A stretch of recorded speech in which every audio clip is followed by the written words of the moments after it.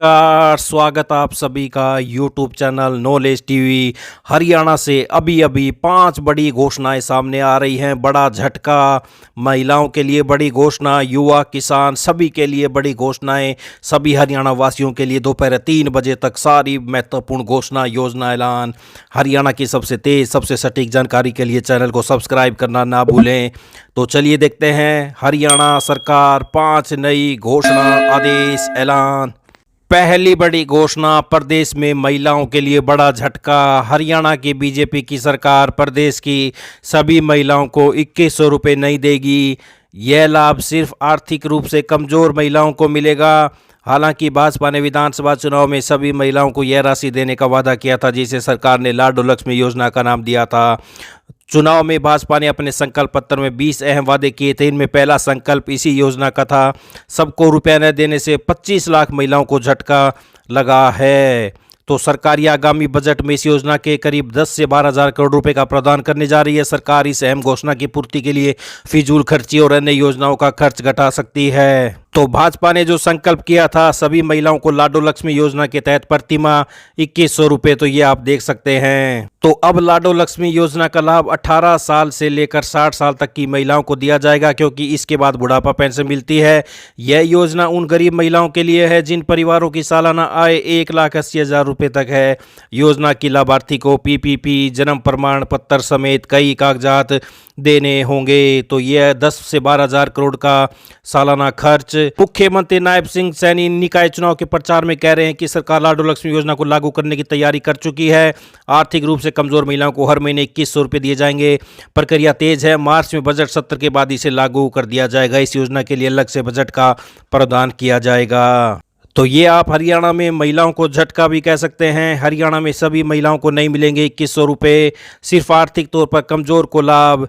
तो ये बड़ी अपडेट महिलाओं के लिए। आइए दूसरी बड़ी घोषणा देखते हैं। हरियाणा महिला विकास निगम की ओर से लड़कियों व महिलाओं को देश विदेश में उच्च शिक्षा प्राप्त करने के लिए बैंकों से ऋण लेने पर ब्याज दर में 5% अनुदान दिया जाता है। योजना का लाभ उठाने वाली महिला एवं लड़की का हरियाणा का स्थायी निवासी होना जरूरी है। आइए अगली बड़ी घोषणा देखते हैं। तो एचएसएससी युवाओं के लिए बड़ी खबर। हरियाणा नया सीईटी मार्च में खुलेगा रजिस्ट्रेशन पोर्टल। 11 या 12 अप्रैल को परीक्षा संभावित है। 2300 सेंटर बनेंगे। एक सत्र में 4 लाख अभ्यर्थी दे सकेंगे परीक्षा। तो सीईटी के वन टाइम रजिस्ट्रेशन के लिए पोर्टल तैयार है। मार्च के पहले सप्ताह में एचएसएससी पोर्टल को खोल देगा। इसकी तैयारी पूरी हो चुकी है। इसके 30 दिन बाद एग्जाम कराया जा सकता है। जल्द ही कमीशन के अधिकारी एग्जाम कराने के लिए नोडल एजेंसी फाइनल करने को लेकर मीटिंग कर फैसला ले सकते हैं। तो एचएसएससी की मीटिंग में सीईटी के लिए 28, 29 मार्च या 11 अप्रैल की तारीखों पर मंथन किया गया।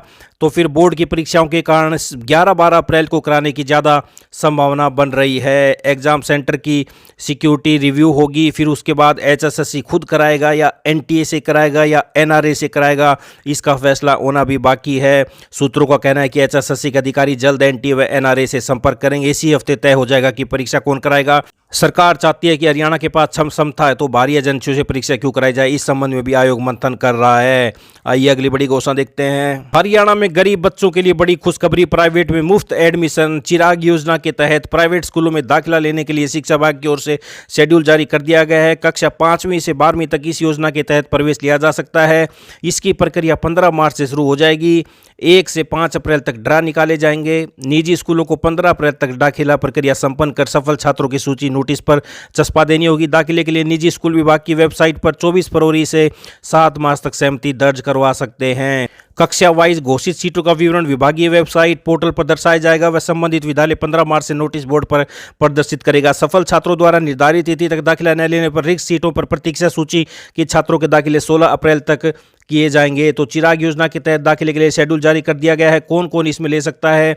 तो सरकारी स्कूल में योजना के तहत केवल वे एक छात्र पात्र होंगे जिन्होंने बीते शैक्षणिक सत्र में अपनी शिक्षा सरकारी स्कूलों में पास की हो और उनके परिवार की आय पीपीपी के अनुसार 1,80,000 रुपये तक हो। केवल उसके वर्तमान खंड जिसमें वे पढ़ रहे हैं उसी खंड में मान्यता प्राप्त निजी प्राइवेट स्कूलों में उपलब्ध सीटों पर दाखिले के लिए पात्र होंगे और वह खंड में एक से अधिक स्कूलों में भी दाखिले के लिए आवेदन कर सकते हैं।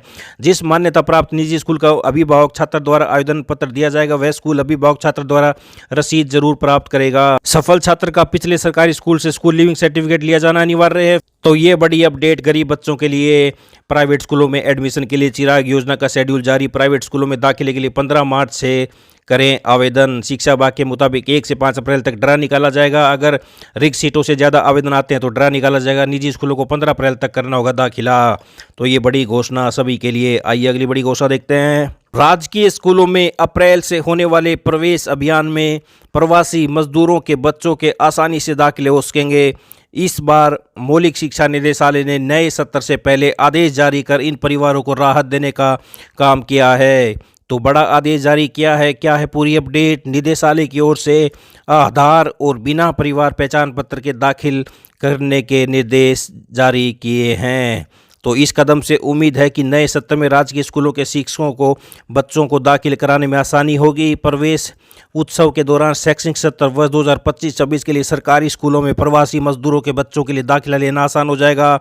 हर बार काफ़ी बच्चे दस्तावेजों की कमी के कारण एडमिशन लेने से वंचित रह जाते हैं। शिक्षा निदेशालय की ओर से जारी निर्देशों में बताया गया है कि नए सत्र के दौरान प्रवासी मजदूरों के बच्चों को दाखिला लेने के लिए परिवार पहचान पत्र और आधार कार्ड अनिवार्य नहीं है। अभी तक इन दस्तावेजों की वजह से इन बच्चों की दाखिल करने में शिक्षकों को परेशानी हो रही थी, जिसके चलते स्कूलों में बच्चों की संख्या उम्मीद अनुसार बढ़ नहीं रही थी। निर्देशों के अनुसार इन दस्तावेजों के बिना भी मजदूरों के बच्चे पढ़ाई कर पाएंगे। औद्योगिक नगरी में 1.5 लाख के लगभग श्रमिक कार्यरत हैं। इन श्रमिकों के आवास यहाँ बने हैं। इनमें कई के पास पूरे दस्तावेज नहीं होते, जिसके चलते बच्चे एडमिशन से महरूम रह जाते हैं। संस्थाओं के जरिए इनकी पढ़ाई कराई जाती है। तो पत्र में कहा गया है कि बिना आधार और परिवार पहचान पत्र के प्रवासी मजदूरों के बच्चों को पढ़ाई से वंचित नहीं रखा जा सकता। इसलिए भी विभाग ने फैसला अक्सर देखने में आता है कि ईंट भट्टों और फैक्ट्रियों में कार्यरत अधिकतर श्रमिकों के पास यहाँ आधार कार्ड नहीं होता है, उनके पास परिवार पहचान पत्र भी नहीं होते, जिस कारण जब भी अपने बच्चों का दाखिला कराने स्कूल जाते हैं तो स्कूल प्रबंधन की तरफ से आधार कार्ड पीपीपी मांगा जाता है। इसके बिना दाखिला नहीं दिया जाता। अब शून्य ड्रॉप आउट योजना के तहत स्कूलों में दाखिला लेने वाले विद्यार्थियों को दोनों दस्तावेजों के बिना मना नहीं किया जाएगा। उनको शिक्षा विभाग की ओर से पुस्तकें भी दी जाएंगी। इसके अलावा अन्य सुविधाएं भी दी जाएंगी। तो और दस्तावेज भी मान्य होंगे। तो डीईओ का कहना है कि निदेशालय के निर्देशानुसार दाखिले के दौरान आधार कार्ड नहीं है तो बच्चे की आयु का शपथ पत्र भी मान्य होगा। जन्म प्रमाण पत्र नहीं है तो आंगनबाड़ी, अस्पताल, नर्स, दाई से भी लिखकर शपथ पत्र दिया जा सकता है। यह दस्तावेज भी नहीं है तो अभिभावक बच्चे की आयु का शपथ पत्र दे सकते हैं। उसके आधार पर भी एडमिशन हो जाएगा। ये बड़ी खुशखबरी प्रवासी मजदूरों के लिए जिनके पास परिवार पहचान पत्र और आधार कार्ड नहीं होते हैं। तो ये हरियाणा से आज दोपहर 3 बजे तक हरियाणा से 5 ज़बरदस्त घोषणाएं, आदेश, ऐलान। हरियाणा की हर छोटी से बड़ी जानकारी, योजना, मौसम, निर्देश, निर्णय, सभी की जानकारी आपको यूट्यूब चैनल नॉलेज टीवी पर मिलती रहती है। तो यूट्यूब चैनल नॉलेज टीवी को सब्सक्राइब कर बेल आइकन घंटी का बटन जरूर दबाएं। घंटी का बटन दबाने के बाद ऑल का ऑप्शन क्लिक करें, जिससे सभी वीडियो के नोटिफिकेशन आपको पहले ही पता चल जाएगा अपलोड होते ही। तो बेल आइकन घंटी दबाने के बाद ऑल के ऑप्शन पर जरूर क्लिक करें सब्सक्राइब करने के बाद।